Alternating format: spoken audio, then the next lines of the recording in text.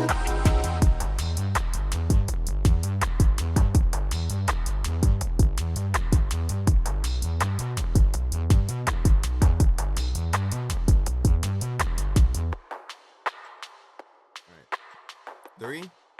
two, one. What is up, y'all? It is episode 14 of the Sci-Fly Zone, and today we are going to be focusing on a topic a bit bigger than baseball today. We are going to be talking about baseball later, but to start us off today, we are going to be remembering a pitcher who recently passed away from his struggle with stomach cancer, and that is going to be none other than Bobby Jenks. And yeah, we just want to say a quick rest in peace to him. You know, passed away way too young, but fortunately he was surrounded by his family when he passed, so that is a good thing. But we just wanted to give a bit of a memoriam and tribute to him at the start of the episode today, just because, you know, it is a tragic loss, and he did have such a big impact on his during his somewhat short career in Major League Baseball. Yeah, absolutely. Rest in peace to Bobby Jenks. Our support goes out to the people close to him, the people mourning him, and the people that he's affected. He did pass away way too early at the age of 44 from, like you said, adenocarcinoma, stomach cancer. It's something that he'd been dealing with for a long time, honestly. He retired early because of his struggles and his treatment from adenocarcinoma. But yeah, I mean, while he was a player, he did make a huge impact on the game of baseball and on the franchise of the Chicago White Sox in particular. He was the pitcher in the last out of the 2005 World Series when the White Sox won it. As a rookie, Yeah. He did that. The catcher at the time, AJ Pierzynski, regarded him as a mythical figure, is what he called him. Mm-hmm. And he honestly, like, looking back at the videos, you could totally see why. He did have a huge impact on baseball. I feel like he was like a trailblazer for the modern relief pitchers, like the power relievers. I mean, he was like consistently hitting 100, throwing 102 in like the mid 2000s, and there weren't a lot of guys doing that at the time. It was a short career, but when he was playing, he was great for them. I kind of like to compare him to Mark Pryor in a way. Mark Pryor had a very short career too. He retired when he was 25, but both of them like burst onto the scene really quickly. When they got into the league, they were doing great, making big impacts for the team. Yeah. But their careers sadly ended way too early. And At least he made his mark prior to retiring. Nice. Thank you. So Both of them. Yeah, absolutely. Mm-hmm. Yeah. Yeah. Just some background on Bobby Jenks for y'all. He was born March 14th, 1981 in Mission Hills, California. So yeah, we like to see that, you know, home state guy. He debuted on July 6, 2005 with the White Sox, and he played his final MLB season in 2011 with the Boston Red Sox. And he is survived by his wife Eleni and his 6 children. Really big family, love that. And his teammates definitely affectionately described him as a big teddy bear, which is really funny considering, you know, he's a big guy, he throws hard. You know, you'd think he'd be, you know, a bit more of an intimidating, tough guy, but you know, he was a really nice guy to be around, seemingly, and he was a great person to have as a teammate. For sure. The presence he had on the mound was obviously a very intimidating one. You kind of have to have that intimidating mindset if you're going to be like a successful pitcher in Major League Baseball. But yeah, I mean, the way that his teammates described him, like off the field, it's always great hearing that someone who you might see as intimidating on the screen could come across as with a really big heart, like in his personal life, you know.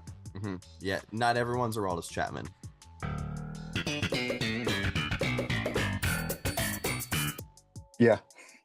Yeah, true. Yep. There's layers to that, but yeah. Over the 6 seasons that Bobby Jenks played with the White Sox, he recorded 173 saves, ranking second in franchise history behind a pitcher who, respect to him, I've never heard of him before. His name is Bobby Thigpen. Bobby Thigpen? Bobby Thigpen. I've never heard of him either. That's a great name, though. Yeah, I kind of want to learn more about this guy now since I never heard about him before. But yeah, Bobby Thigpen. Also, he was a two-time All-Star. Pretty cool. Back-to-back years as well, 2006 and 2007. And in 2007 was definitely his best career year, 100%. He had a 2.77 ERA, and he only gave up 2 home runs that year, and he had a WHIP of .89. Pretty good.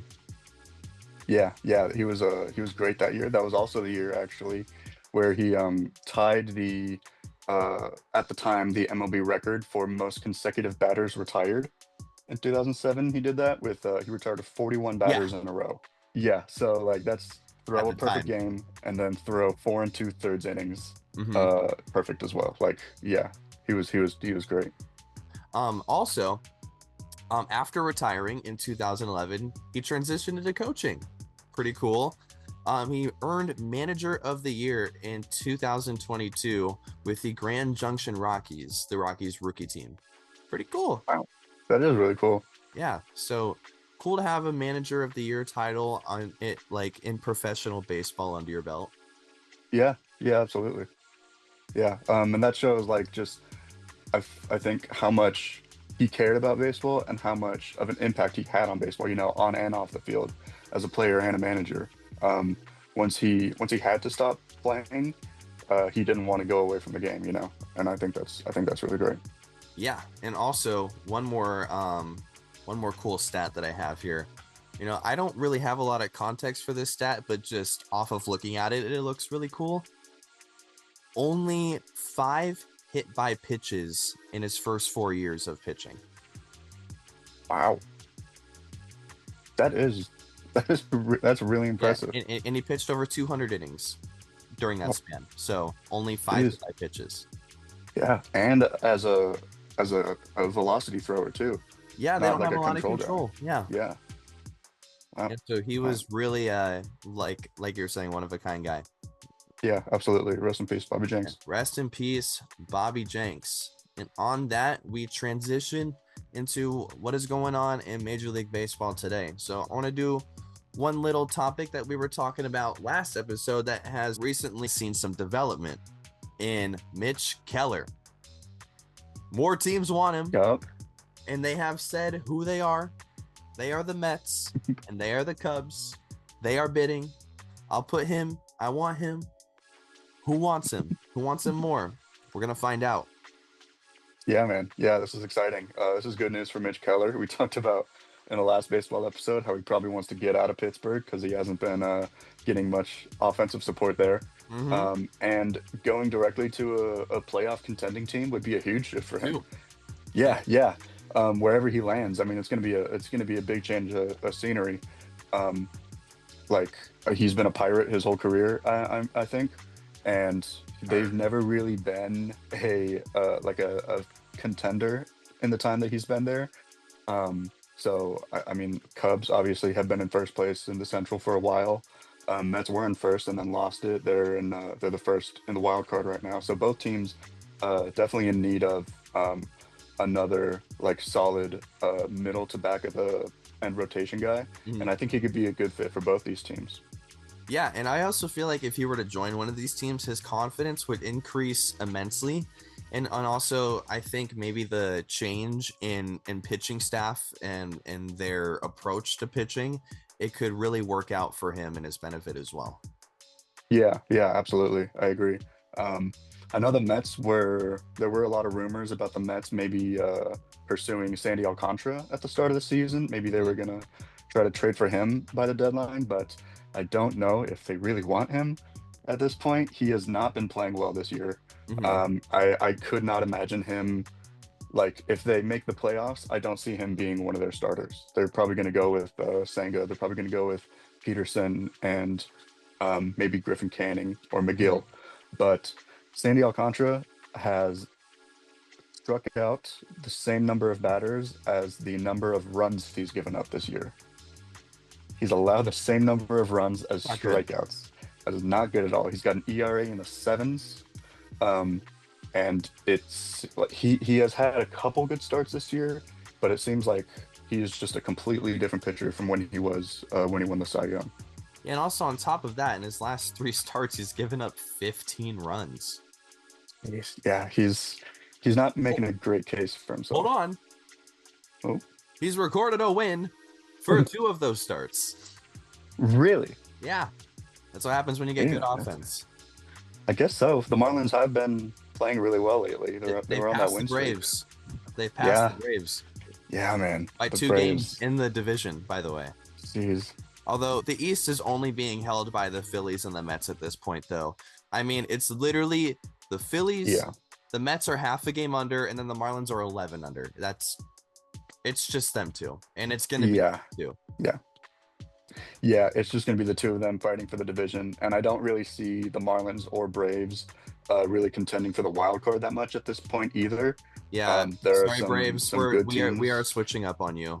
Right. Yeah, we've been rooting for them. We've been trying. Absolutely. Yeah, I've been trying to hold on faith.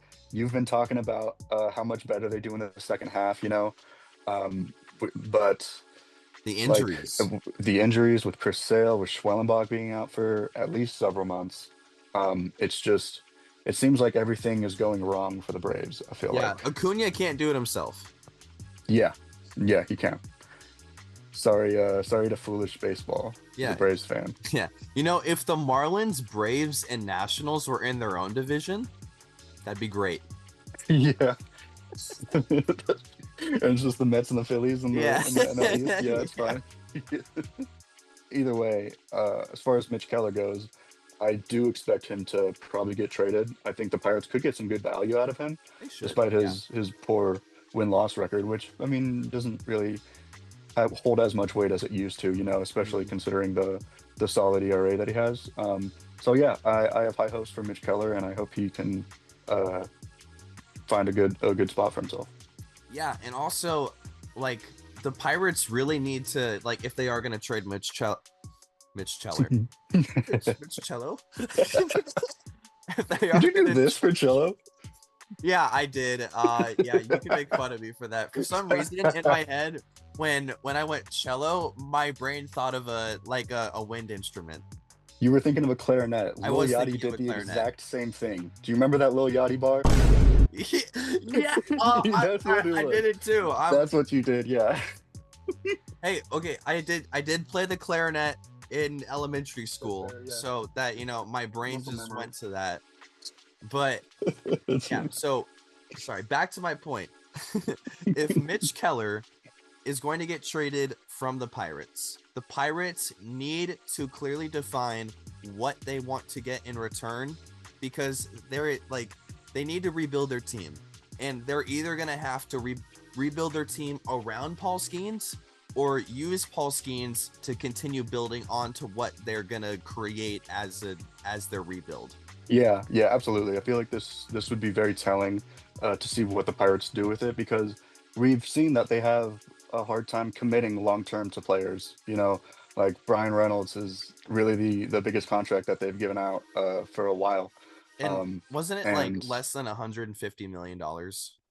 I think so. I think it was probably like 5 or 6 years, I want to say. And people were like, whoa, that's a long-term deal for the Pirates. I'm not totally sure what it was, but I feel like it was around there.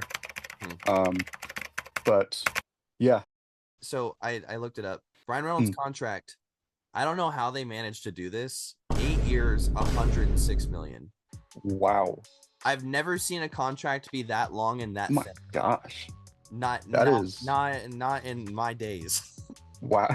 That is a lot less than I thought it was going to be. Like, that is the most Pirates deal I've ever seen. Yeah, man. Yeah. He's been like, aside from McCutchen, he's been like their main guy for the last several years. Like, he's been one of their best players every season. Not this year, sadly. Yeah, unfortunately not. I think he's just losing morale at this point. I don't blame him. I can't blame him either. Like, essentially, he's going to be with them till 2031. Yeah. That's a long time. That is a long time. Imagine being through that whole period, no playoffs, no nothing, it's just the same 3 or 4 years with the occasional second place wild card sweep. Yeah. Yeah. That'd be terrible. They Mhm. really gotta respect their players more, man. They have talent, they have had talent, and they've lost said talent because they haven't taken advantage of it. They got to take Yeah, man. advantage of it. They got to put the money in because real hustlers lose money to get more. Yeah. Yeah. Quoting That's Kendrick Lamar, by the way. Yeah, it's really unfortunate what's happening in Pittsburgh right now. I mean, the fan base is great. They want to care. Like they want to watch baseball games that matter, you know. They have maybe the most beautiful stadium in all of baseball, you know. And it's been a while since they've been in the playoffs, but when they were in that wild card Hmm. against the Reds, I'm pretty sure it was like the energy and the atmosphere in that stadium can get unlike any other stadium. Yeah, and what's sad is you can also make the same point about Oakland, who finds himself in the exact same situation as Pittsburgh, Yeah. if not slightly more, obviously, because at least Pittsburgh has a nice stadium they can call home at the end of the day. Yeah, yeah. And for I was gonna say Oakland, they're not Oakland anymore. Yeah, luckily for those who want to hear a fun fact about me right now, I went to the very last home game at Oakland Stadium ever on a weekend. The last weekend home game ever. Yeah, what was that like? What were the Dude, the vibes in that energy stadium? was incredible. Aaron Hmm. Judge hit a home run. They were playing the Yankees. Oh, okay. That was really cool. Yeah, it was great. The energy was cool. It was nice to kind of see everything, and also they did like a big honor to just like the legacy of the stadium and everything Oh, that's cool. that's happened in it. Yeah, it was great. It was great, and like it was beautiful, but it was also obviously kind of heartbreaking at the same time because like Yeah, for those who know, I mean, Oakland has one of the most energetic fan bases of all time. yeah, Like if you yeah. watch the 2012 playoffs Mhm. highlights, I mean, the amount of green and yellow in those stands and the amount of drums going on, I mean, like you could hear it from miles away. And that's Yeah, just the man. kind of love that city has, and it's just really sad that the owner picked money over that love of the game. Yeah, yeah, 100%. It is a great baseball city. The atmosphere is great when they do get to the playoffs. And I gotta feel bad for the fans because there are, I mean, it's an old stadium. The team's been around for a long time. There's a lot of fans who are probably 30 or 40-year A's fans who live in Oakland and have been able to go to games all the time. And now seeing them in a minor league stadium is has got to be pretty surreal, I think. Yeah, 100%. I mean, and some A's players, I can't name who it is off the top Mm, of my head, but just have complained about like that kind of energy, like carrying mhm. into the season. Like it feeling like a minor league game, and also it just not feeling as serious or like important because they're not playing at an actual stadium in their mind. Yeah, totally. I I've mean, it can seen. totally affect Mhm. performance. I mean, like I said, they're 18 games back, and they have some Yeah, of the best players in baseball right now. yeah, yeah, they do. Yeah, I think Severino is one of those guys who was complaining. I've heard some quotes from him. His like home and away splits are kind of crazy. He's mentioned how like it feels like it's a totally different game when you're playing in a stadium like that. Mhm. So in a few years, they will be in LA, and no, not LA, LV. They'll be in Las Vegas in a couple years, and hopefully that can give them some momentum to management and players. Maybe sign some good guys, trade for some guys, and maybe it's going to be more motivation for the players to do better. Hopefully, I mean, if the stadium is kick ass and the jerseys are sick, Hmm. and if they have Hmm. giant Miss fans on top of the entire stadium, Oh, is then that what they said they were doing? no. But would you want to play a summer game in Las Vegas without giant Miss fans throughout the whole stadium? No. Like imagine like you're running onto the field and you just feel like the gentle mist hitting you. It's not enough to get you wet and cause chafing, but it's enough to keep you, Cools you hydrated down. and good and stuff. Yeah, So I feel like they should do that. that could be a really good move, honestly. Yeah, Yeah, I like that. take my idea. I don't care. It's for the people. It's not for me. For the people. Yeah, which Oakland does not really think for the people right now. Yeah, yeah. The Sorry, management. folks, for our tangent. So as we were saying, Pittsburgh, since they are seeming to trade Mitch Keller, they really need to hone in on what they want to do with the players that they get in return, along with the rest of the trades that they might make and the signings that they make in the offseason, because they have a lot of talent with Paul Skeens, and they either need to build a roster around him or trade him to get a roster to complete. What the Angels should have done with Ohtani, what the Angels should have done with Trout. Yeah. And we haven't, and we are currently paying for the mistakes. Yeah, we are. We're not as close in the wild card as we were. Okay, hold on. We're not super far. It's not our fault Toronto's winning 9 straight right now. Okay? Yeah, that's a good point. Sorry, 7 straight. I meant to say 9 and 1. Oh yeah, 9 and 1. My bad. But yeah, How dare you. Speaking of the Blue Jays, who's that from across the border in first place is none other than the Blue Jays. Oh my goodness. 9 and 1 in their last 10, 7-game win streak, and they did that by sweeping the first place Yankees in 4 straight. It's not often you see a 4-game sweep. Not often. It's kind of badass, I'm not gonna lie. It's kind of sick, especially against the division rival and against the Yankees too. That was really the series that, like, I mean, I feel like it kind of, things happen pretty quick, man. The Yankees are all of a sudden 3 games. Yeah, the Blue Jays are all of a sudden 3 games ahead of the Yankees. And it was that sweep that really, like, that, I mean, it gave the Blue Jays a ton of momentum, and it took a ton of momentum from the Yankees. Yankees have already been kind of struggling. They've been playing a little mid lately. Yeah, I mean, this division, like, it's been competitive all year, and I feel like the Yankees have just been hanging on barely. And I feel like every week we talk about, okay, is this going to be the weekend where the Yankees fall into second place now? But I was not expecting it to be the Blue Jays to take first. I honestly thought it was going to be the Rays. I've been paying a lot more attention to the Rays. I'm not going to lie. The Blue Jays are playing incredible. Yeah, I mean, the game before the Blue Jays won their first game of this 7-game winning streak, they lost 15-1 in Boston. And then they won the next game in Boston to win the series, and then they won 6 in a row after that. They've been great. They're 31-16 at home, which is the 5th best record in baseball at home games. That's great. I mean, we talk about, like, playoff like energy and atmosphere. Toronto is one of the top. Absolutely. Go back and watch the Jose Bautista homer. I was just going to say the Texas Rangers were a victim of this. Yes, we'd rather get punched in May than knocked down in October, baby. Let's go. Yeah, bro. For those who know Rougned Odor. Oh boy. 8-1. Such a good moment, bro. It was that whole storyline was incredible. It was great, dude. It was so good. And I want the Blue Jays to make the playoffs again. I think they'd be great. They have a lot of young guys. Seeing Vlad in a big playoff series would be awesome. Like, they've been playing really well. They're the best defensive team according to Fangraphs also. Wow, when I think of the Blue Jays, I don't really think of their defense as much. I really, I think of more of their offense. So it's cool to see that they're doing both sides of the field well, which makes sense for their success. Yeah, totally. I was surprised at how well they're doing on defense too. But yeah, honestly, with how well they've been playing, maybe I shouldn't be surprised. Yeah, and I just want to list some notable players during this win streak for the Blue Jays.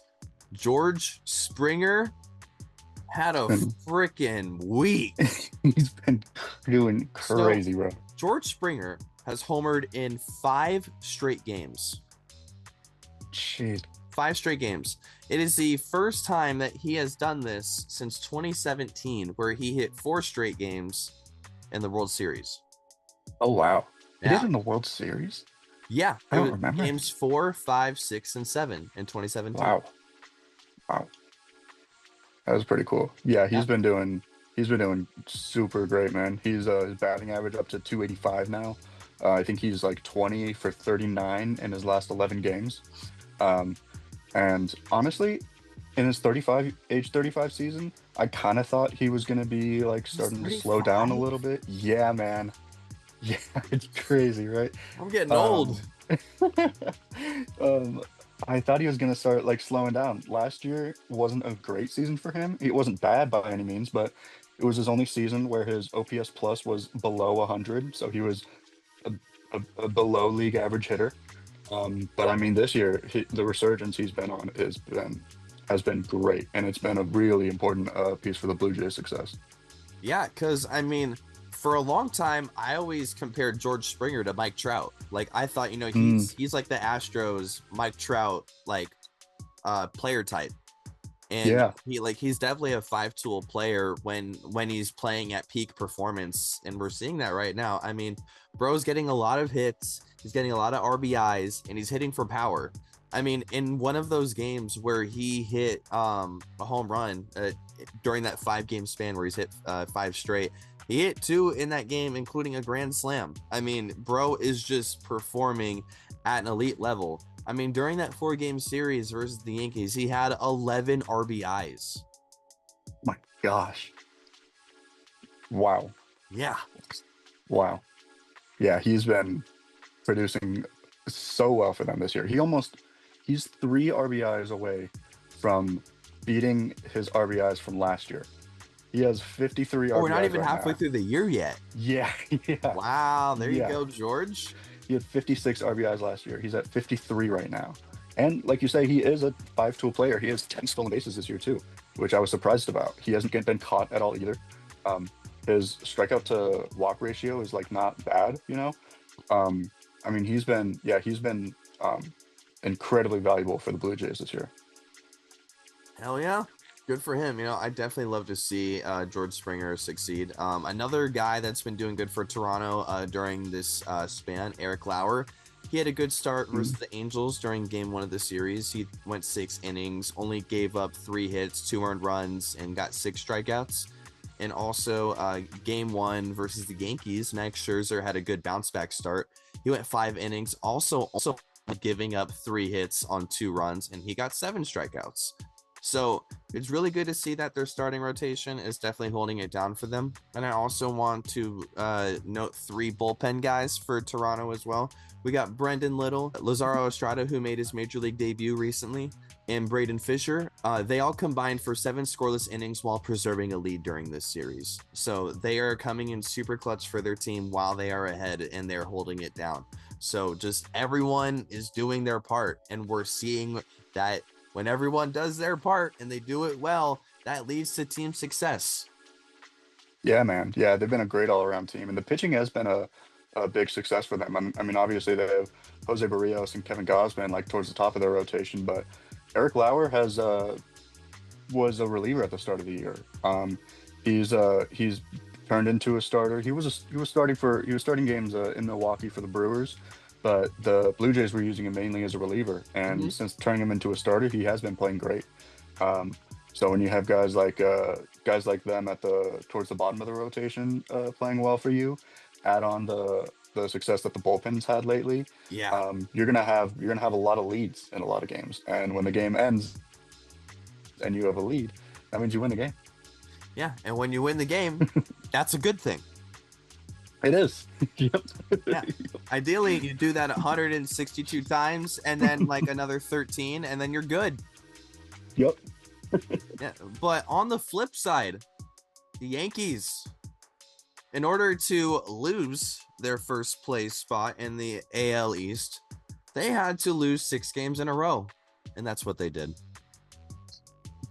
And what really makes this jarring is during this 6-game loss stretch, they've scored 34 runs. They average 5 2/3 runs a game right now. You know, so that's a good offense.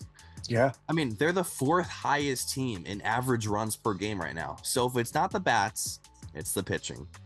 During this stretch, they were outscored 54-32 in just 6 games, 54-32. I mean, game 1 versus the Jays, 4-run, 6-inning, game blown. Game 2, 4 runs from Max Fried, not bad, not great, but 8 more runs from the bullpen after he's pulled, not good. Game 3, warranted for 8 earned on 10 hits, which is crazy because in this game, the Yankees actually came back and tied the game, which is mind-blowing. And then Devin Williams comes in, loses the lead, and the Yankees get 9-11. That's the final score of this game. Game 4, the bullpen gave up 5 runs, also not good. Game 1 versus the Mets, bullpen blows a 2-run lead late in the game. Game 2, Carlos Rodon starting for them, gives up 7, bullpen, another 5. What is going on, CJ? Yeah, man, the Yankees have not been able to pitch lately. The pitching has been losing them games, all of their games, literally. They have been struggling very poorly. And it's not just like the bullpen or the starters, it's both. Yeah, it's both. The Yankees are, Max Fried has been having a great season for the Yankees, despite 4 runs isn't bad, but in general, he's been having a great year. Carlos Rodon has been having a pretty solid year, although he has had a couple really poor starts too. And those are sort of the two starters that they have left, because as Aaron Boone just announced yesterday, Clark Schmidt will be undergoing Tommy John surgery, which means that he's going to be out. Yesterday Aaron Boone said that. So Clark Schmidt's going to be out for the season. He's been that's a big hit for them. He's been a solid pitcher for them. So bad. And Will Warren, he has an 11.4 K per 9, but he has a ERA in the 5s. So he's striking a lot of guys out, but when he's not striking the guys out, they're hitting him well. There's not much other depth in the rotation they have. Marcus Stroman has been starting games for them. He's not been good. No, he's got an ERA in the 7s.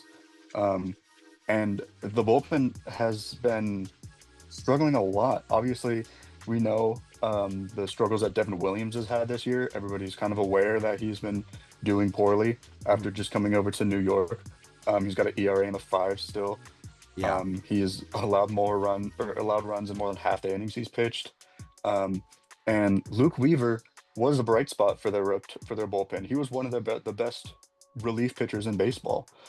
Before suffering from a hamstring injury on June 1st, and since he came back, he has not been the same pitcher at all.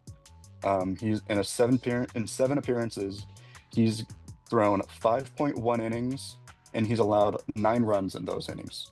In his last 3 appearances, he's given up 2 runs in each of them. Since coming back, he's got an ERA just a little over 15 in his appearances since coming back. So he has not been playing well. Some of their early inning guys have been pitching pretty solid, but the guys that they put in at high leverage situations, they have not been performing.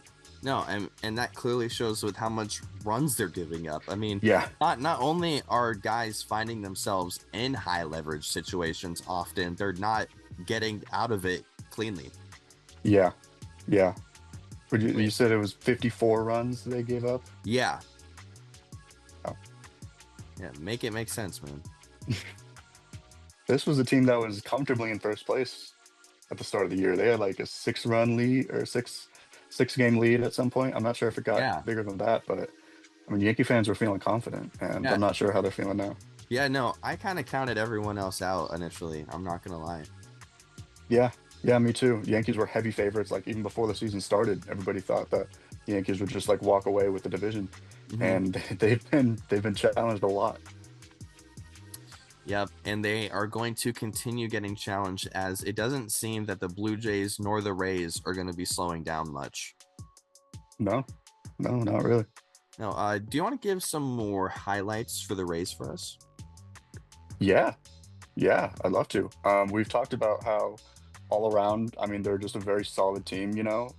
Some of their guys, the bigger contributors for them, Jonathan Aranda. I'm a strong supporter of Jonathan Aranda on this show. I've talked about how much I like him. Brandon Lau has been doing great for them. He's got close to 20 homers. Yeah.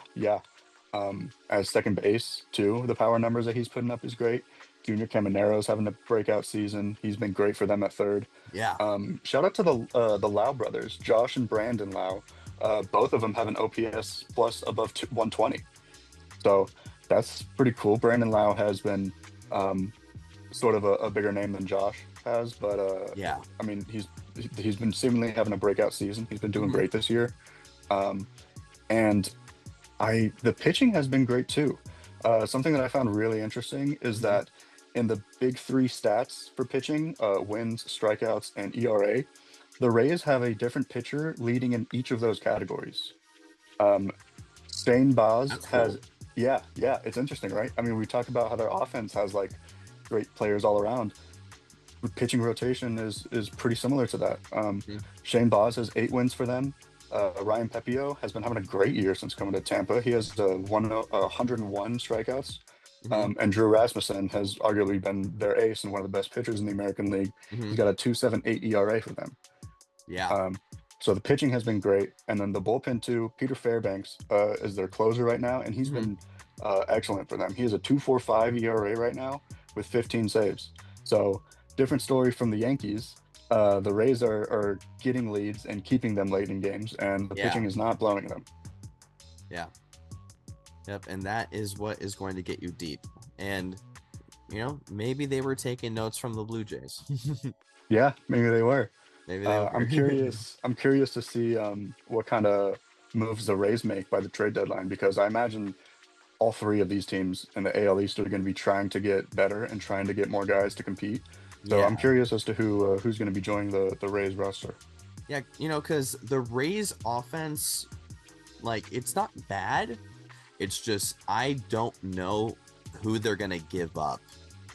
Because I feel like their roster is so neatly constructed right now, and I'm not really familiar with how strong their farm system is. So if they have a strong farm system, then perhaps they'll be giving up some of those guys. But in terms of guys that they're able to give up on their major league roster, I don't know who that is. Yeah, I'm not totally sure who they'd be willing to give up. Not super familiar with their farm system either, but there are a few holes in their lineup. There are definitely some positions they could get better at. Shortstop and center field in particular stand out to me. One of the guys that I didn't mention in the trade rumors video, but a guy who I think could be moved, because I mean, people have been speculating for the last like 3 years. It feels like, when is Luis Robert going to get traded? White Sox actually going to give him up? You know, I feel like the Rays might be a team that's willing to take a chance on him, especially considering their center fielder right now, Cameron Misner, has not been playing great. He's got a 75 OPS plus. Yeah, so he's batting 213. Yeah, and obviously Robert has had his struggles too. I just pronounce his name 2 different ways. I don't know how to pronounce his name. I don't know if it's Robert or Robert, but I think it probably just depends where you're from. Yeah, it's like, you know, if you spell flavor like O-R or O-U-R, yeah. Yeah. But yeah, I feel like he could be one of those guys that if the Rays take a chance on and it doesn't work out, they're not necessarily losing a lot at that position anyways, because Misner has been struggling. And Robert, what he does provide is a lot of speed. He's some of the most, I mean, he's in the top, like, for stolen bases this year. He's got, I think, like 23 or 24. Oh, wow. So he does provide value there. And if you have Robert and Caballero on the same team, and they're both stealing bases every other inning, that's going to be a lot of pressure on pitchers, especially in the playoffs.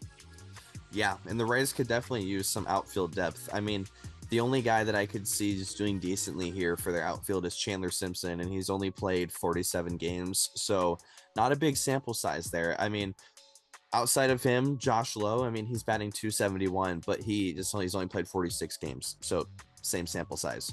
So for guys who have played over 60 games in the outfield, like I mentioned before, Morel, Kisner, they're both 213, 230. Yeah. 22 RBIs, 19 RBIs, 5 home runs, 7 home runs. It's all about the same. It's not they could use the upgrade. That's my point. Yeah, absolutely. So, you know, and maybe Robert getting traded could definitely change his morale and his approach, and that could highly benefit him for sure, because we've seen that he does have the potential to be an all-star. Yeah, totally. And that's another good point that I sometimes I wonder how much like a player's scenery affects their performance, you know? Like Mhm. obviously these guys are professionals. They've made it to the major league level. Uh, but when you're playing on a team that from the start of the year everybody knows does not have a chance to make the playoffs, you know, Robert on the White Sox, like it definitely doesn't help morale or like motivate him anymore, you know. Yeah. So if he were to go to a playoff contending team, same thing with like Mitch Keller, Hmm. a change of scenery I think could benefit him a lot. Yeah, I agree. And if Mitch Keller were to go to a playoff team, it'd be nice if he also went to Toronto, like you were saying as well. And they just beat the Angels again, making their Wow. win streak another game higher. That's 8, right? 8 games in a row, yeah. Yeah, and 10-1 in their last 11. Holy crap. Jeez. 3.5 ahead of the Yankees now and the Rays. The Blue Jays are flying away with it, CJ. What are we going to do? They're flying away like a Blue Jay. Yeah. Yeah, man. The playoff race is just incredible. I mean, so entertaining. Yeah, 100%. Yeah, it's been great. I love how many changes there's been in the standings, how many like teams have been competing, you know. Mm-hmm. It's great time for baseball. Yeah, 100%. And what's even more fun about the playoff race is, remember, the Red Sox are only 3 games behind the Rays and the Yankees. Yeah, another AL East team. 3.5. Sorry, but yeah. Yeah, they've kind of snuck up. I think they're the first team out of the wild card right now. Yeah, they are. Under them is by half a game Texas, and then the Angels, us, by another half game. Yeah. And then under them is the Twins by another half game. Oh wow. Yeah, I feel like the Red Sox have kind of snuck up a little bit. I mean, they were on a pretty cold streak for a while, but they've been playing better baseball lately, and that's despite trading Rafael Devers and still not having Alex Bregman on the team. He's expected to be back in, I believe, a week and a half. Mm-hmm. So that's going to be a big boost to their lineup. 100%. So yeah, there's a lot of movement going around. I feel like the Mariners have kind of been trying to hold on to the last playoff spot for as long as they can. They're definitely not going to like let it go easy. I think it might honestly take like kind of like what the Blue Jays did to the Yankees. Like one of the teams are going to need to sweep the Mariners in order to knock them out. They're playing the Angels a week after the All-Star break, and then they're playing the Rangers in the first week of August. So there's going to be some really interesting series going on. Yeah. And we could see even more movement in the standings. Yeah. Although what's crazy is how much the Tigers have held their position in the Central. I mean, they have the same record as the Dodgers right now at 56-34. It's incredible. Wow. And the Dodgers have been playing great lately. Yeah, I mean, we mentioned this the last time that we talked about the National League wildcard race, how initially the Padres and the Giants were really close to them in the National League West Division race, and they just slowed down so hard. I mean, the Padres and Giants are at 47 and 48 wins apiece respectively, and the Dodgers are at 56. I mean, it's a really big separation of power right now. Yeah. They've really pulled away with the division. 100%. And what's really interesting is the Padres only have a +9 run differential right now. Yeah, I noticed that too. I was kind of surprised by that. Yeah. The pitching I mean, we've talked about Dylan Cease struggling this year. He's been having a super inconsistent year. Nick Pivetta has been great for them. He's got like about a 3.25 ERA, I think. He's got most in the American League. And the bullpen is good, but yeah, it really it seems like they are going to be needing to play some better baseball in the coming weeks and months if they're going to be able to keep contending with these other teams in the wild card. Yeah, because it doesn't seem like the Dodgers are slowing down, and the Cubs and Phillies are only 3 games behind the Dodgers in terms of wins, and also the Mets are only half a game behind the Phillies right now. So it's just them going back and forth, 100%. So you got anything else here today, CJ? We should definitely be keep paying more attention to the National League wildcard in the coming weeks and months. There's going to be a lot of movement. I'm expecting there are 3 teams tied for the 3rd spot in the wild card right now. Yeah. Padres, the Giants, and the Cardinals are all fighting for the last spot. And it doesn't really seem like the Brewers or Mets are going to be letting up at all. So we're going to have to see who's going to be the last team to fight themselves into the playoffs, because like we said, I don't think they're going to be taking the division from the Cubs or the Dodgers, honestly. So this wild card race is going to be a lot of fun. Yeah, and also the Reds, don't count out the Reds. Yeah, the Reds are only 2 games behind the Cardinals right now, so it's anyone's series, really. Yeah, honestly, we've been talking more about, I feel like, the NL West teams over the last couple weeks, like pay more attention to the Giants and the Padres. But I almost favor the Reds over any of the other 3 teams tied for the wild card right now. Really? I kind of think that they're just gonna pass by all of them, honestly.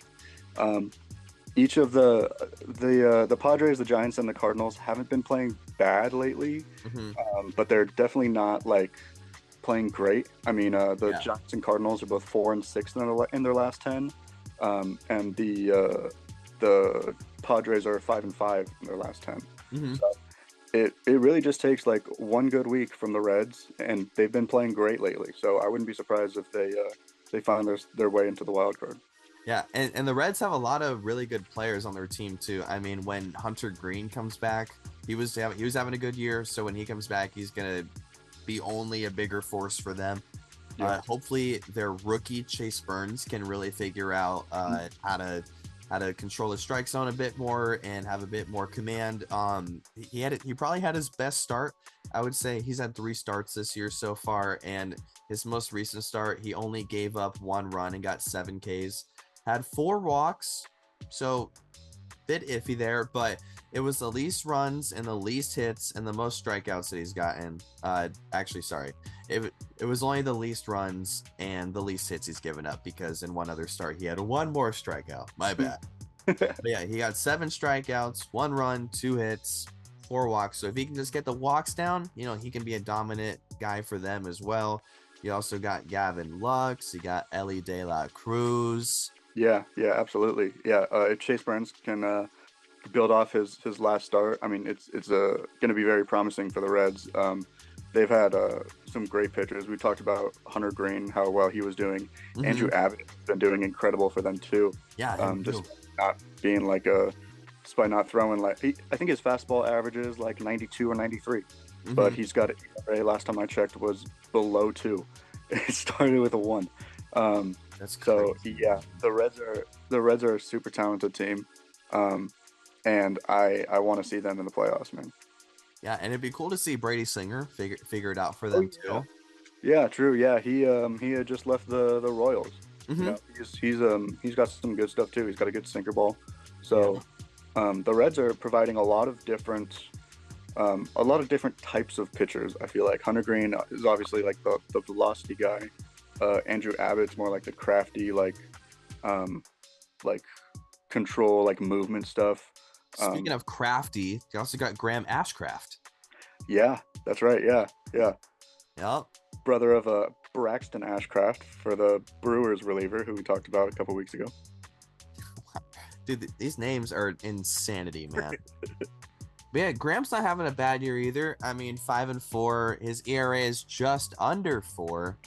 Whip around 1.5. So he's not doing terrible, not doing great, but anyone can get hot at the right time.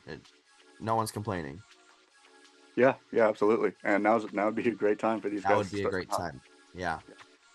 So yeah, that wraps us up for here today. I thought that was a great episode. We had a lot of good information in there, and I'm really excited to see where the playoff race takes us in both leagues. because it's so close and it's forever changing. It's unpredictable, and I love how unpredictable it is.